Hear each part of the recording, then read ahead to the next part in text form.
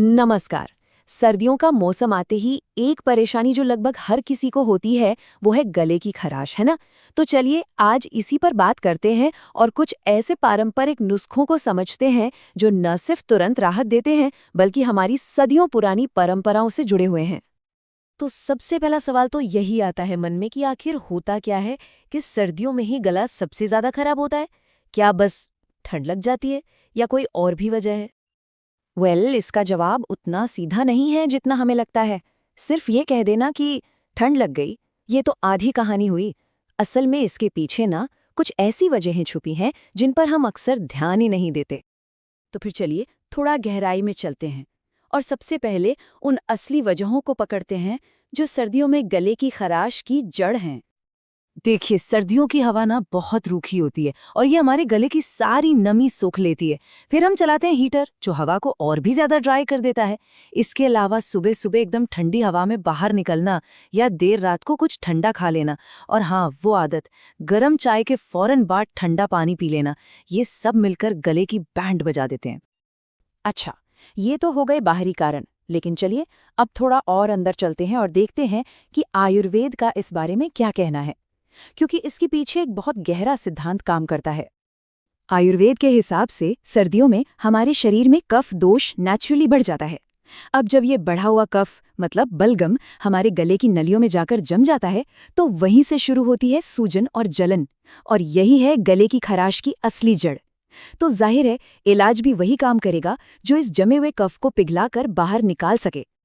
तो चलिए अब सीधे उन नुस्खों पर आते हैं जो शरीर के अंदर जाकर इस प्रॉब्लम की जड़ पर काम करते हैं। सबसे पहले बात करते हैं एक ऐसे नुस्खे की जो शायद बहुत कम लोगों को पता होगा, हींग और शहद का लेप। सुनने में अजीब लगे पर यह गले में गहराई तक जो कफ जम जाता है ना, उसके लिए एक अचूक इलाज माना जाता है। और इसे बनाना, अरे बहुत ही आसान है। बस 1 चम्मच शहद लीजिए, उसमें 1 चुटकी हींग मिलाइए और बस इसे धीरे धीरे चाटना है ताकि ये गले के अंदर एक कोटिंग बना ले। हींग की जो तासीर होती है वो गले की सूजन को शांत कर देती है। तो मतलब ये सिर्फ ऊपर ऊपर से राहत नहीं देता, ये अंदर जाकर उस जमे हुए कफ को ढीला करता है और तब जाकर असली आराम मिलता है। अब आते हैं एक ऐसे काढ़े पर जो गांव में तो खूब इस्तेमाल होता था पर अब हम उसे लगभग भूल ही गए हैं। सौंफ, मिश्री और काली मुनक्का, इन तीनों को पानी में उबालकर ये काढ़ा बनता है। ये ना सिर्फ गले की सूजन कम करता है बल्कि वायरल एक्टिविटी को भी रोकता है। और अब एक ऐसा उपाय जिसे आज की साइंस भी मानती है, हल्दी और लौंग के गरारे। ये तो शायद हम सबने कभी न कभी किया ही होगा। ये गले में जो बैक्टीरिया जम जाते हैं ना, उन पर सीधा अटैक करता है और बहुत तेजी से आराम पहुंचाता है। इसके पीछे की साइंस भी कमाल की है। हल्दी में होता है करक्यूमिन, जो कि एक जबरदस्त एंटी इन्फ्लेमेटरी एजेंट है, मतलब ये सूजन को कम करता है। और लौंग में होता है यूजिनॉल, जो एक नेचुरल पेन किलर की तरह काम करता है। ये गले को हल्का सा सुन करके दर्द में राहत देता है। तो देखा, ये सिर्फ एक दादी नानी का नुस्खा नहीं बल्कि एक प्रॉपर साइंटिफिक सॉल्यूशन है। ठीक है, तो ये तो हो गए अंदर से असर करने वाले उपाय। अब चलिए आगे बढ़ते हैं और देखते हैं कि बाहर से गले को राहत देने के लिए क्या क्या किया जा सकता है। यहाँ एक बहुत ही अनोखा और सच कहूँ तो बड़ा असरदार तरीका है। खासकर सुबह के टाइम जब गला एकदम बलगम से जकड़ा हुआ लगता है ना, तब अदरक और गुड़ की भाप लेना बहुत ही सूदनिंग होता है। करना क्या है, बहुत सिंपल है। एक बर्तन में गुड़ का एक छोटा टुकड़ा और अदरक के 2-3 टुकड़े डालकर धीमी आंच पर रखिए।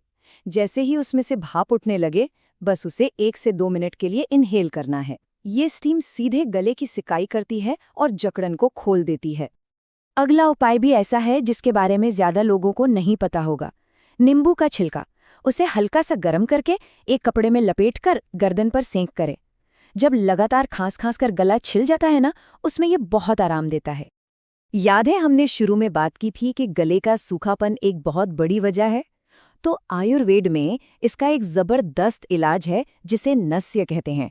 इसमें बस नाक में गुनगुने तिल के तेल की 2-2 बूंदें डालनी होती हैं।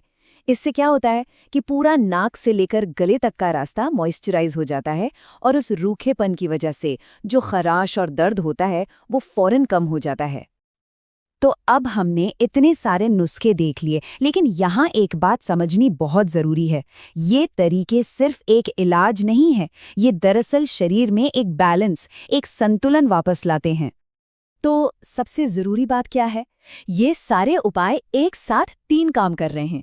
शरीर को अंदर से गर्मी दे रहे हैं, गले को नमी दे रहे हैं और सूजन से भी लड़ रहे हैं।